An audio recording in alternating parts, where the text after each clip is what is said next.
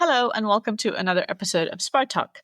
Today I'm back with Perrault, who, if you remember, we did a previous episode with on the trans question. And today we're going to talk about the favorite topic of the left, the left. So if that wasn't clear, we're going to talk about the left. Welcome back, Comrade. Hello, Mansa. So more specifically, the topic of our discussion today stems from one of the points that we had at our recent international gathering back in April. The purpose of that gathering was to take stock of the changing world situation and understand our tasks as communists in it. And at this meeting, you in fact gave a presentation, which we reprinted in the latest Spartacist and which is the subject of our discussion today. And that presentation is The Crisis in the Marxist Left and the Tasks of the ICL. So I want to start by asking, why did you feel that this topic, that this discussion was necessary or important to have for the party to orient itself and to arm itself for the coming period? The answer is a bit in the question. The point was really to get the party to orient itself in the current period. And so in the previous point at the plenum, we had quite an extensive discussion on the world situation, what's going on, what are the broad strategic tasks for Marxists in the current epoch. So what my report tried to do is to try to really bridge the gap between our broad political tasks in the world and the actual state of our forces. And because we're really a very small party. So how are we going to do any of the things that we set ourselves as tasks? And for that, you have to understand the broader context in which we're working. And that's really, for that, you have to look at our place within the broader left and where we stand in that. And then the other side was to try to really understand what are the immediate priorities for our party, given this broader context that we established in the previous discussion. Okay, so if I'm understanding you correctly, it's to kind of see the landscape of the Marxist left, where it's at, and see our role within it, vis-a-vis how to actually impact events in the world and advance the interests of the working class. Yeah, if you want to affect change, you have to understand where you stand really in relation to reality and to the actual material forces. You say that like it's a very self-evident thing. Well, in a sense I can tell you from my whatever number of years of experience in the left, I don't think that's a very intuitive or commonsensical standpoint for the way leftists generally operate. So I guess I'm just poking you a little bit to get you to actually flesh that out a little bit. Because Well, in a sense, a lot of these kinds of points are actually quite self-evident if you think about it a second. But self-evident doesn't mean that it's obvious to the left. So a lot of groups can say oh, we're the revolutionary vanguard and we're going to do a revolution. But how is their group going to do that? What are the steps that are necessary? And what are the political obstacles standing in their way? That's what usually really lacks. But it's a basic point, but one that actually is quite difficult to actually enact in reality. I have a feeling we're going to keep coming back to this question. Okay, so the title, it says Crisis in the Marxist Left. Now, you and I, in fact, were at this gathering of the left in Paris, 2-3 weeks ago? I forget the name of this conference. The Internationalist Forces, the meeting of Internationalist Forces. Yeah. And that conference brought together, 30-odd groups on the left, mostly European, I think, some from Latin America, etc. But anyways, one of the things that stood out to me, both in terms of reading some of the proceedings as well as, some of the interventions that were made, is a lot of people talk about the crisis of the left or the crisis of leadership. Trotsky's famous quote, everybody loves to repeat that. So why are we talking about it and what do we have to say about it? Right. It's true that everybody generally in the far left can speak of the crisis of revolutionary leadership. But when saying this, they always kind of exclude themselves from that problem. So they think that they, unlike everybody else, have it all figured out. And, if only they recruit enough people, then that solves the crisis of leadership. So you're saying that we don't think this? Well, yes and no, I guess. First of all, I think one of the important differences that we have is that we've actually realized that if there's a crisis in the revolutionary left, it's really due to a failure of the entire left, including ourselves. And while today we do think, yes, we have a better program, the fact that we were in such a bad place for so many years makes our actual ability to offer a solution in reality today quite difficult. So I think also given the state of our forces, to think that our forces are the solution to the crisis of the revolutionary left is kind of an absurd notion. But we do think we have some key contributions that we can make to the process of resolving this crisis. I think that's a rather humble statement. I don't know. Okay, anyways, let me ask you then. So lots of people talk about the crisis of the left. But on a more serious note, often I think there's very little substance to it. They talk about it because I think it's what you're supposed to talk about. You know, if you want to reforge the Fourth International, whatever, you recognize, okay, well, all the left is splintered. Everybody's kind of doing their own thing. It's obvious, you know, you just look at actually the most glaring evidence of the fact that there's a crisis in the left is the direction in which things are turning, right? All the elections more recently, you know, a lot of them going to the right. So I guess, okay, my question specifically is, what do we understand as constituting the crisis in the Marxist left? Well, there's lots of signs, you know, you go to a demo and there's 10 different groups that sell papers that are indistinguishable for most people. So that's certainly a sign. And that's a lot of people that are not in the left right away notice this, the state of division. Now, I think for us, as Marxists, the clearest sign of the crisis in the revolutionary left is really that the left today has very, very little influence in the course of the class struggle and has very, very little influence on the working class itself. Are you making this a general statement, like kind of for the world? Well, of course, there's differences depending on the country, you know. So obviously the KK in Greece, the Communist Party of Greece is a mass party. So they definitely have influence on the working class. But, you know, the problem there is kind of manifested in different ways. It's not that they don't have influence, but it's more how they use it. So it's not that everywhere there's zero influence. But if you look in general, for most countries of the world, if you compare the Marxist left, the influence it had before the collapse of the Soviet Union and today, there's a huge gulf. Mostly it's irrelevant. Yeah. And I think just plugging a recent episode I did with Mansa on the Palestinian struggle, the left has really not played any role. No. An independent role in advancing an independent Marxist working class perspective for the Palestinian struggle.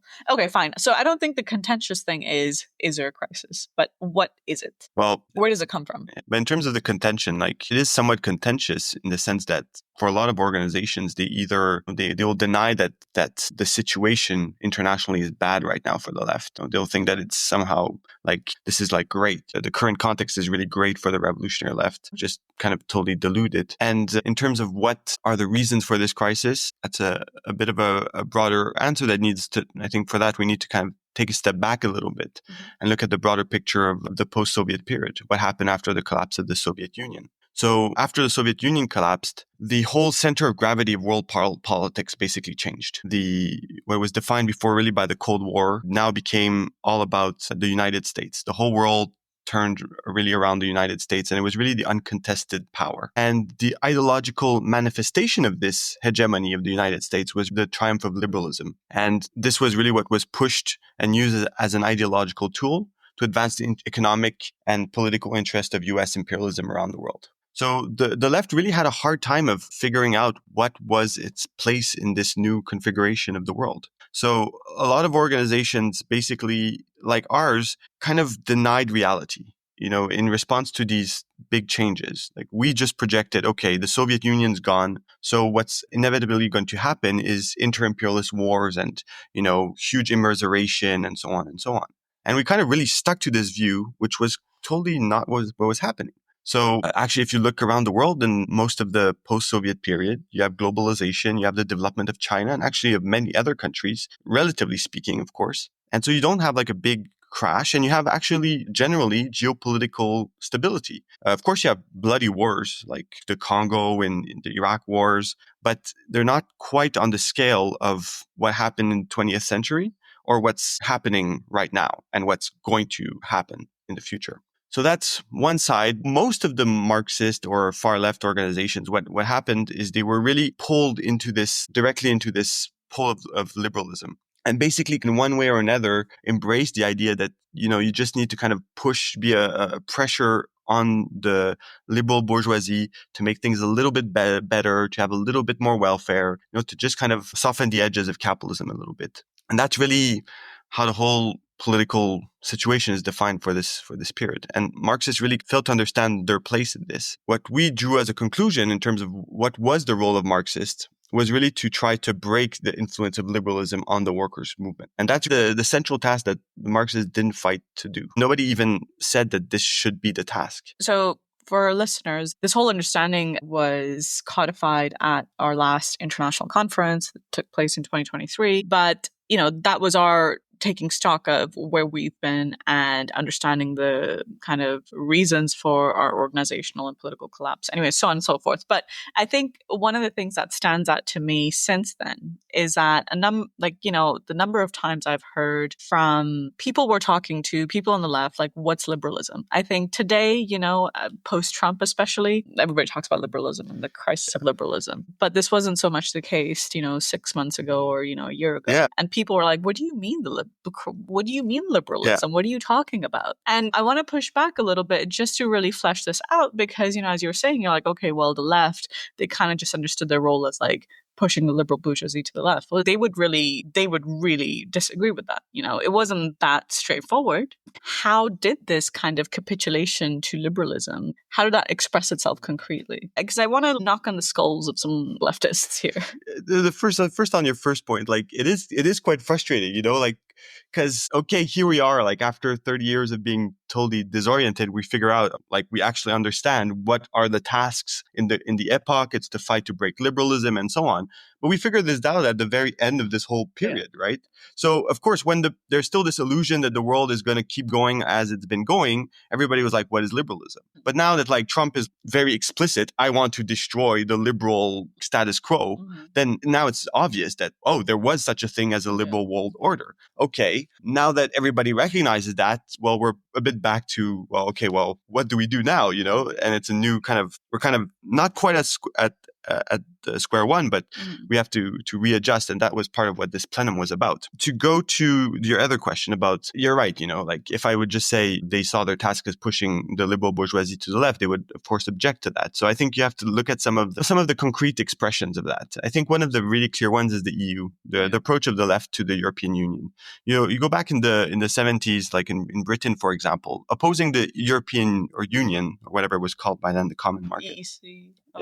That was kind of basically the de facto position of left laborites. But really in the 90s, there was a real shift where the social democracy really got sucked into this, project of like, we're going to build this like liberal Europe that's united, that has no borders, that you have Erasmus, blah, blah, blah, and so a lot of the left kind of really what they've been fighting for is like, let's make this real, In Germany, pacifism has been basically the official ideology of the ruling class. It's really totally demilitarized in a big place. Germany was historically really a military state. So they really, and they really presented themselves as this kind of like enlightened power that's, gone beyond militarism and blah, blah, blah. But so what was the left trying to do? And they were trying to make the German bourgeoisie kind of consistent in this, denouncing these small acts of militarism, like sending, blue helmets in somewhere, That was the proof that no, militarism is real still in Germany, But not really understanding what was the German bourgeoisie actually doing. It was actually plundering the rest of Europe. That was the real crime. It was not like the militarism. So this kind of pacifist, liberal anti-militarism was just really an echo of what the dominant ideology was. So that's kind of how it happens. I want you to just give us a little bit of a taste of what that was like in the US, because I think a lot of our audience is from that country. I think a question in the US, but really more broadly, again, it's the immigration question, where it's basically the ruling class itself tried to present itself as anti-racist. In the US, it's the immigrant question, but of course also the black question. I think this kind of was pushed to a maximum with the whole Black Lives Matter movement, where the whole Democratic Party, including, the most horrible people like Nancy Pelosi, like coming as like, oh yes, I'm for Black lives. And so, that total liberal dribble. But the problem is, how was the Marxist left really clearly distinguishing itself from that tendency? But the problem is, it couldn't understand, why was the American bourgeoisie pushing this liberalism? Why was it in its interest to have this ideology and push and pretend to be basically anti-racist and pro-immigrant and all of that? Of course, it wasn't true, but you had to understand that there was material interest for why it was doing that.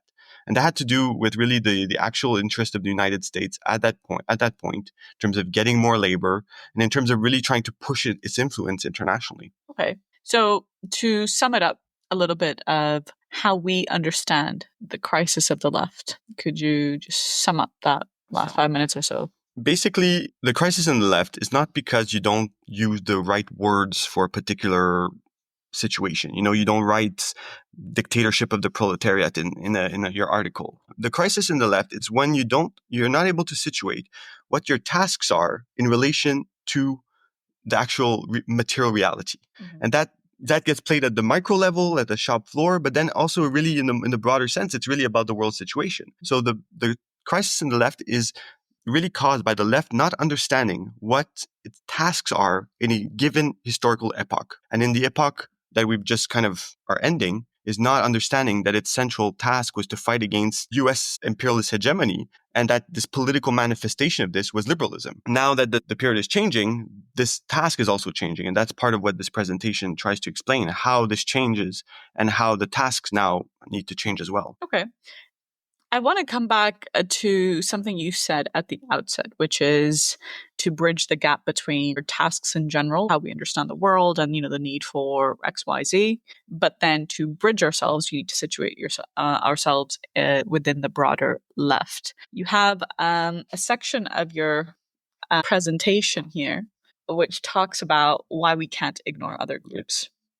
And I just want to preface my question by talking about, listeners will know, you and I definitely know, we have a bit of a reputation, and it's like everybody kind of just ignores us parts. But I think that's actually very mistaken, because I think if you've been around the left, even for a little bit, different groups also ignore each other. Yeah. It's not true, of course, as 100%, but, they do tend to. They don't engage in proper, thorough debates. No. They don't. One thing that's been really, necessary as of late is united front work. They ignore each other when, each other's comrades are under attack. They ignore each other for various different reasons. Everybody kind of just does their own thing. And we're explicitly saying hey, we can't ignore the left. Moreover, you have to actually understand where you stand within the left in order to do something. Yeah. So I want you to comment on that a bit. There's really this notion in the left that politics is a zero-sum game. That anything you do, if it has to be at the expense of others. Mm-hmm. And we really had this view, and I think we were kind of extreme in this, but I think it's much more widespread. You don't go to somebody else's demo really, because then you're going to help them and make them look better than what they are. Whereas actually how it really works is actually if the workers' movement is advancing, if the left is advancing, this is a good thing for the revolutionary movement in general. And so within that, you have the task of building a revolutionary trend, but that's not divided from actually trying to make the whole movement progress forward. So that's a bit of a basic point in terms of sectarianism and so on. But in terms of, why shouldn't we ignore other groups and why is this really a bad practice? Now, there's kind of more narrow responses. For example, we are a very small organization. And so, especially in countries where there are, in France, for example, most organizations are orders of magnitude larger than we are. So in such a context, it's not really realistic to think that we're just going to grow in a linear way and kind of impose ourselves as a force on the left. We have to really try to deal with the other organizations as they exist. But there's really a broader point as well. To overcome the crisis that exists, you have to understand what's wrong with what's been happening. Mm-hmm. And you can't do that in isolation. So the division of the left, it's a symptom of a political problem. And so to ignore the left is to ignore the political problem. And to just deny this, to try to avoid basically the laws of political gravity. But it will catch up to you. So you have to tackle this problem. And you can't tackle this problem if you don't actually engage with others, debate these questions, and really try to make the lines in the left clear. What should the fundamental lines be within the left? That's what's not clear. Nobody can say what are the lines? When you say lines, you mean what? So let me give the clearest example. Mm-hmm. is the Third International. When Lenin founded the Third International after the Russian Revolution, the lines in the international workers' movement were very sharp. It was first of all on the war, who had been social chauvinist, had supported their own government, who had not.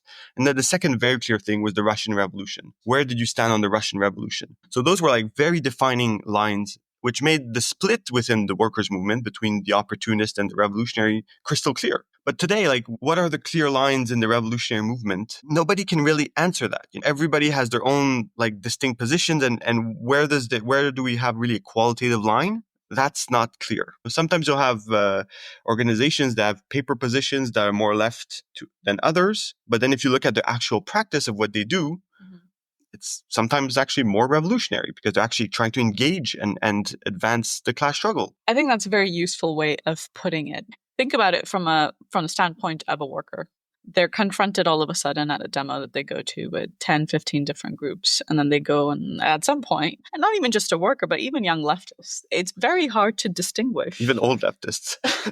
It's very hard for somebody who doesn't spend their time on leftist chain spotters, maybe, to figure out like, okay, why should I join this group and not that group or that group? Or what's the difference really, And I think that is not just, I mean, obviously that's very confusing, but that's hugely detrimental to actually advancing the left. Yeah, it's absolutely not serious as well. And I liked how you put it just a couple of minutes ago, which is if you ignore this, if you ignore the left and therefore, the state of the left and it's like splintering and so on, you're actually ignoring the political problem. And therefore you're actually just condemning yourself. You might, you might think you're okay, well, onwards, whatever, you're gaining some members, whatever, and you're good. But I think it's totally dumb to think that that one organization has somehow been able to, seal themselves off in some bubble and escape the crisis of the international Marxist left. In terms of what I was saying, like, it's not serious. It's like, to present ourselves as far in the far left, in front of the working class, without being able to clearly explain why we're not uniting with other forces, it's really unserious. And it's seen as unserious. And it's a factor why also the working class doesn't look to the far left.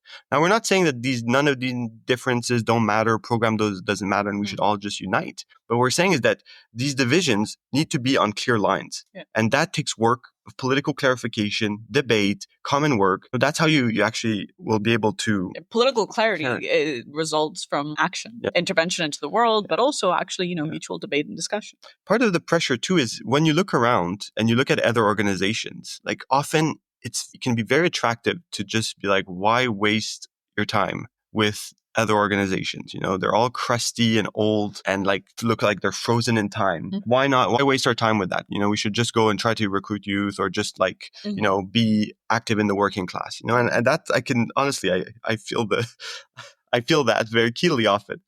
But again, it's like, I'm going back to the other point. It's that's just avoiding the actual problem. It's redoing the same thing with younger people in a more dynamic way does not overcome what made these other organizations ineffective and sterile in the first place. You have to actually deal with the political issue. And so I guess that's why, honestly, we actually are really tending right now to be like overly earnest in a sense and really engage with basically anybody that's willing to in a serious way and trying to, because even if the group's not like very big, still there are reflections in each group is a reflection in their own way of a broader crisis and broader confusion. So even with small groups engaging in serious discussion, kind of what we're trying to do is to just kind of clear the air, kind of help make the lines clearer in the left. Yeah.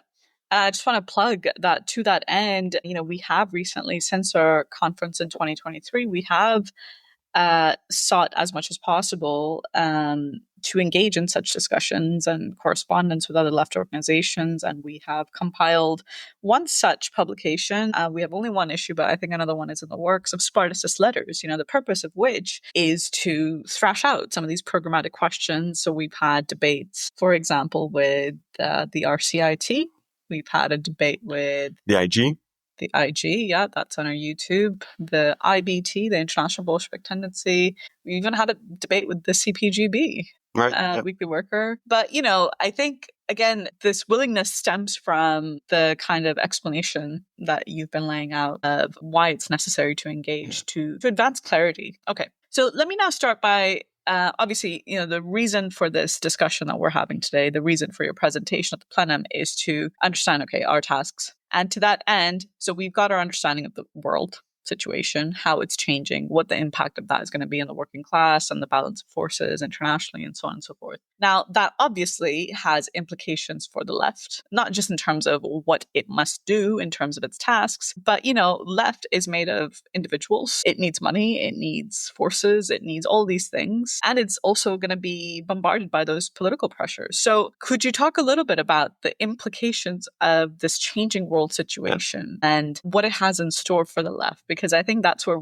we confront one of the big differences we have with other organizations right now. So picking up where I left off, our understanding of the post-Soviet period immediately was to fight liberalism. So basically to advance the various, advance the cause of Black liberation, advance the cause, the fight against police brutality, but then show in the course of that struggle why liberals were an obstacle to that, and to do that in all the different areas of work. But now the problem is that the working class in basically all Western countries, maybe Australia is an exception. I'm sure it's there. It's similar there too, but it's maybe a bit slower. The working class is clearly moving against liberalism. It's really rejecting. It's sick of liberalism. Exactly. And the ruling class is also rapidly shifting away from liberalism. Like Trump that's really what Trump symbolizes. Is there's rejection of the old liberal order and, turning things around. Now, there's still elements in the ruling class that are are in denial, still think that things are kind of somehow not going to be that bad or going to go back to what they were before. And, you got people that like Starmer that are just kind of being, squeezed and pulled, but still kind of grabbing on to the status quo. But our understanding is that all of this will kind of really rapidly dissipate and that the real trend is really away from liberalism. And so what we've tried to do is to really look at, what does this concretely mean for the workers' movement and for the far left? And I think here there's a real denial because most groups in the far left understand that we're entering a period of acute crisis. But we're entering this period where the force that's really gaining, but in the Western world especially, is really the populist right-wing forces. It's not the left. And so that's not to say that the left won't gain in the future, but right now that is not the dynamic that's happening. And so we expect, like many others, that there's going to be quite major economic attacks against the working class in a context where the working class is moving towards the right. And so we think that this overall position is really bad for the workers' movement and quite bad for the left as well. Now, why this point is basically still rejected by basically most organizations, it's because we're still a little bit in the calm before the storm. There was the first wave of tariffs by Trump, and there was the first kind of dip in the stock market. But things look like they're still kind of holding a little bit. We're not yet really in a full-blown financial crisis. The repression has certainly been increasing everywhere, but we're not seeing hundreds of thousands of layoffs, like mass layoffs yet, although there's early signs of that. Sorry, if I can be a contrarian, because again, when I do these discussions, I'm always thinking from the standpoint of somebody who doesn't necessarily share views, right? So I'm thinking here specifically, for example, the RCI, the Revolutionary Communist International. If you read their work, if you talk to any of them, the way they'll argue back to what you've just said is, yes, workers are moving to the right, but because of these attacks, they're going to then move to the left. They're going to go look to revolution because they realize they'll have experienced the truth of the right wing, and then they're just going to turn to the left. Truth is concrete. You have to look at what's actually happening now.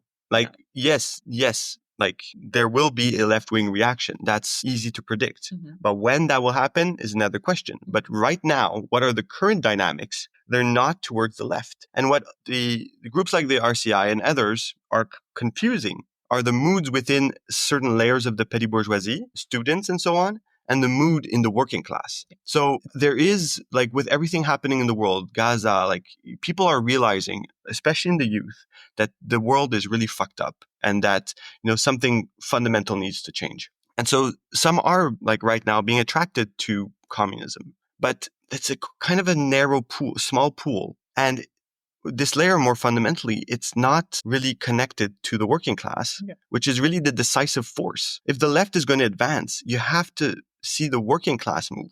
And so that's one part. To anticipate a little bit, the other side of the argument would be, look at these big strike movements that happen in Britain and the United States and everywhere else. The working class is on the move. Well, again, you have to look at it concretely. Like, it's true. If you look back, a year or 2 years ago, there was these big waves of strikes, and the workers were actually in a position where they were like going on the offensive. They could demand bigger wages. There was all this whole wave of people that were quitting their jobs to go find better paid jobs elsewhere. The balance of forces in that time was favorable to the working class. But that dynamic is changed with Trump and is changing rapidly. The labor market is becoming more difficult. Companies aren't hiring. In a lot of countries, there's already layoffs that are starting. And if you just look, I think the most concrete way to look at it is just ask around, like, actual working conditions. Are working conditions right now better concretely? And the truth is they're not, and is the working class like really emboldened to go on the offensive right now? They're not. A lot of them are scared and worried about their future. And that's not the best context to go and really make leaps forward. Yeah.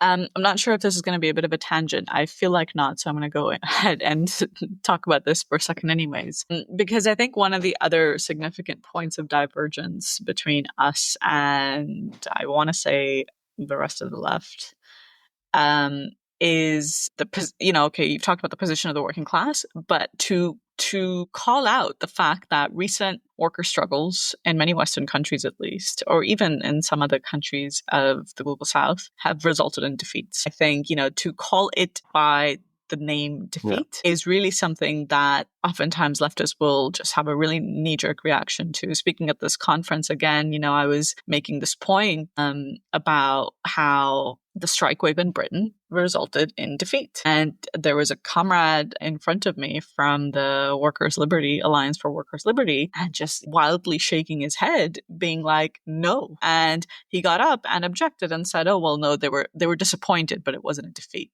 And whatever, okay, that's not a nitpicky point. But I guess why I want to go there, and here's a tangent.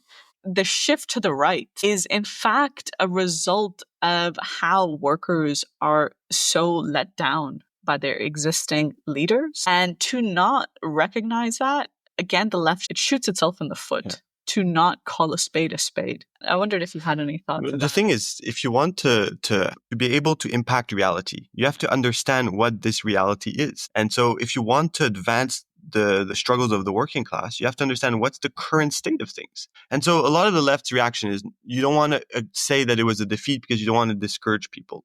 But the thing is, it's just, workers know when they've won or when they have not won. And to dress up a defeat as anything else is only patronizing, and it's only going to piss off the workers. It is. And what they actually want and what you actually need to tell workers is like, what do you actually need to do to deal with this actual situation you're confronting? But for that, you have to take into account what's the reality. Yeah. To come back to the coming period, so the state of the working class, it's on the back foot. We think they're going to face attacks, and therefore implications come to that. But I think the other specific point I wanted you to touch on briefly is implications on the actual left organizations. You discuss in your article a little bit about, a lot of the left recruits from students. Yeah. I think the RCI is a really good example of that. Like their significant growth of the last year or so. It's mostly campus based. But again, you have to understand that in a materialist way and see where that comes from and where that's going. Yeah. Yeah. But that's really the problem. There's not really a connection for most organizations between there's a crisis coming and then what does that actually mean? Like, for example, the students is a good example. Like throughout the West, the universities are facing basically pretty existential crises. It's crazy. They've all been living off the exploitation of these foreign students. Now that door's closing. Yeah. A lot of these universities are going to go bankrupt. And really what's going to be driving that too is that the ruling class, I don't think it will have the interest in having such a large layer of the population doing these postgraduate studies, And it's because what the Western imperialists really need to gear towards war. In a lot of the global South, a lot of the left turns around the NGO world. Mm-hmm. But just look at what happened with USAID. Of course, we don't shed any tears for USAID, but that's going to have a lot of the organizations live in that kind of orbit. The big austerity attacks that are coming down to. That's also really attacking the whole ecosystem of a lot of these left groups. The material basis, what I try to explain is that the material basis of the left is going to be directly attacked. Yeah. And I include our own organization in this because also okay, layoffs, worsening work conditions, conscription down the road. Like these will have direct implications on the activists in the far left organization, including our own, making life more difficult, and demoralizing people. Yeah, speed up on the job, working in defeated conditions, where your workers are, coworkers are turning more and more to the right. Yeah. That makes you question, well, why am I still doing this? It's also a different thing to be recruited to a revolutionary organization in a period that's quite peaceful. You can do your campus work, your activism, and you're not faced with going to jail. Yeah. These are different. There's a certain rhythm to it. Exactly. And so that's going to be a very sharp shift, and it's going to be a difficult transition to make. Why we go on this, it's to warn our own ranks, but also the rest of the left, we hope, prepare for what's coming. Because that's the problem, is that the left is going into this period not thinking, oh, this is going to be like really hard. We have to really prepare ourselves for like a really more harsher conditions, more difficult, and also like that areas of work that used to be quite good and easy place to recruit might not be so in the future. Instead of preparing for this, they're like, no, this is great. Let's double down in the same direction we've been going in. Yeah. Okay. We've been talking about this a little bit already, but what ought to be the orientation of the revolutionary left right now? Go on the offensive, revolution against the billionaires. Or there's the more defensive posture that we're trying to strike, that, okay, working class is on a back foot. It's in a bad position. And right now the left needs to defend the working class. Or there's a kind of abstentionist, like just kind of rah-rah revolution. So how do you understand these different trends? Where do they come from? And how do we stake our own ground in that? We really think that the current posture that the left needs to take is a defensive one. And so that means like starting with the work in the working class itself, that the time right now is not to call for going on a general strike or something like that, but to really look at the specifics of the particular workplaces. What are the divisions really paralyzing the workers right now? And how can you offer a program that can try to overcome these divisions and put the workers in a better defensive posture that will prepare them to go on the offense? But the truth is that right now, the conditions are not great to go on the offense. A really clear example is just the immigration questions. The tensions over immigrants are really, really sharp right now. And also a lot of workers are afraid, that come from immigrant backgrounds are afraid. So to think that they're going to go and put their neck on the line, and go on the offensive right now, it's kind of deluded. Now, what there will be is defensive struggles to defend immigrants. But if you want to do that, you have to really prepare the terrain. How do you really forge this unity? And that's the type of work we really think that we need to be focused on. Another example is on the Black question in the United States. If you look at the state of BLM, it's non-existent. It totally collapsed as a movement.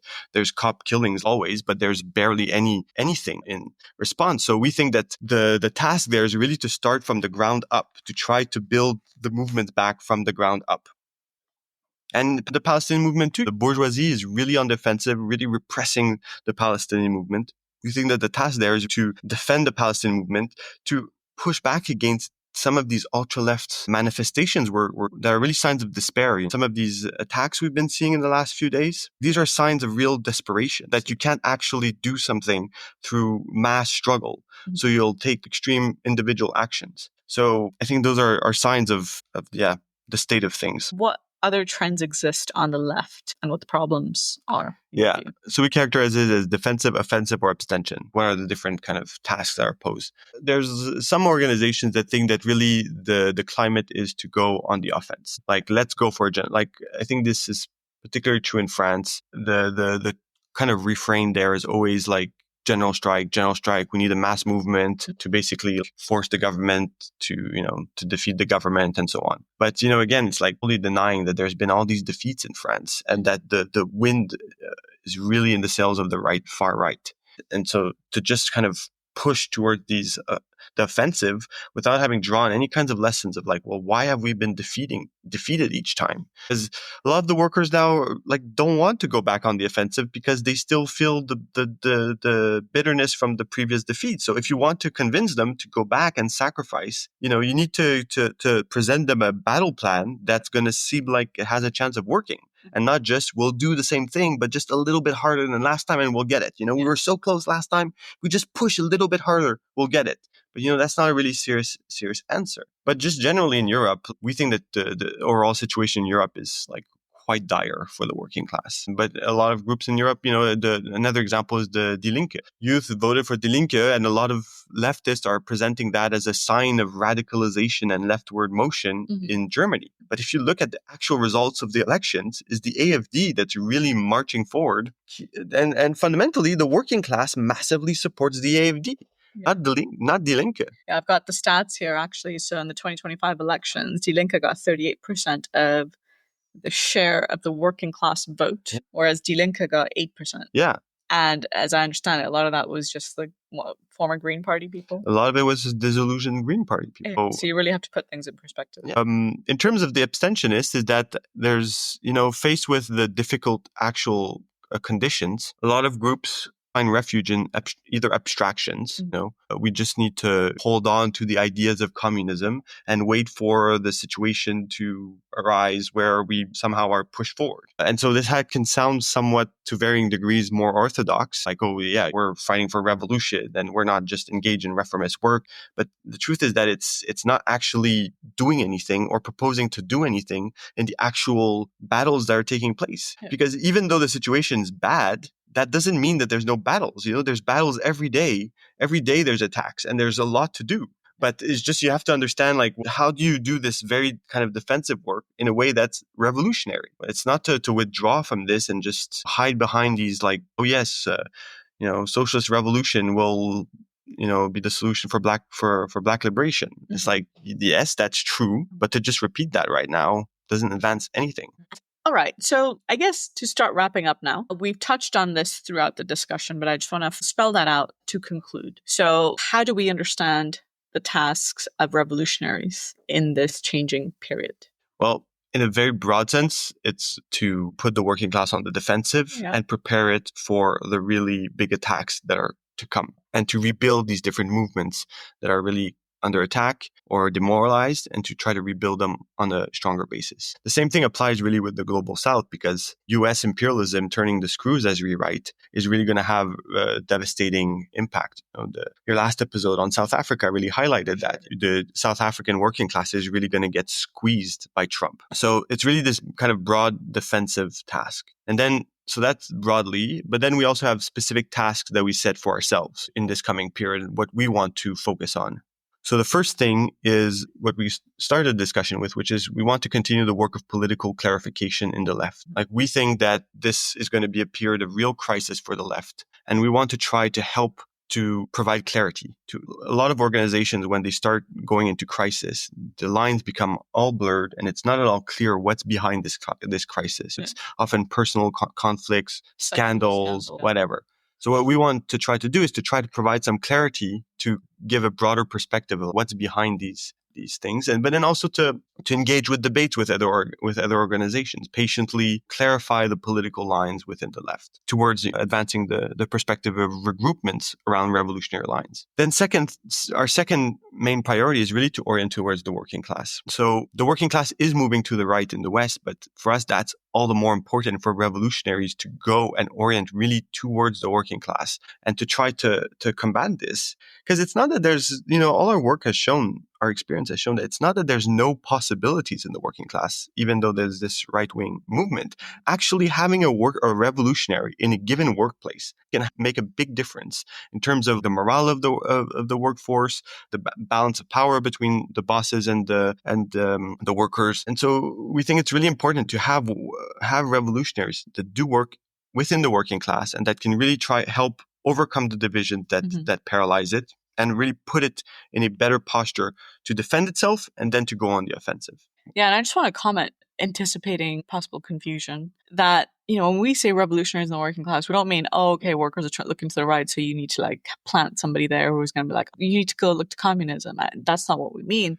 But in fact that, revolutionary work is concrete, right? It's whatever advances the interests and the unity of a given workforce, whether that's on a given shop floor or, internationally or whatever. So what revolutionary work looks like in the trade unions, and that's what we're going to talk about in a future episode, it's very, very concrete. So how are you helping to recruit to the unions in this situation today in Britain, for example, where many workers are quitting the union because they don't see the point, or they're kind of disgusted by the sellouts? How are you trying to push back against speed up? Things like that. Like that's what constitutes as proper revolutionary work in this context. But what's make this revolutionary too is it's to do these very, very basic tasks in the current context. Yeah. You really have to provide a perspective that is fundamentally counterposed to that which the trade union bureaucracy is giving right now. Yeah. That's what really gives it revolutionary content. It's because it's in opposition to the actual obstacles that exist today. So revolutionary works is not to just chant about revolution, but it's to be able to link the most basic battles to the broader strategic perspective of working class emancipation, to be able to put this whole battlefield in a coherent whole, and then to guide the struggles within that. Yeah, for sure. Okay. And thirdly? It's really to orient towards the third world or the global south.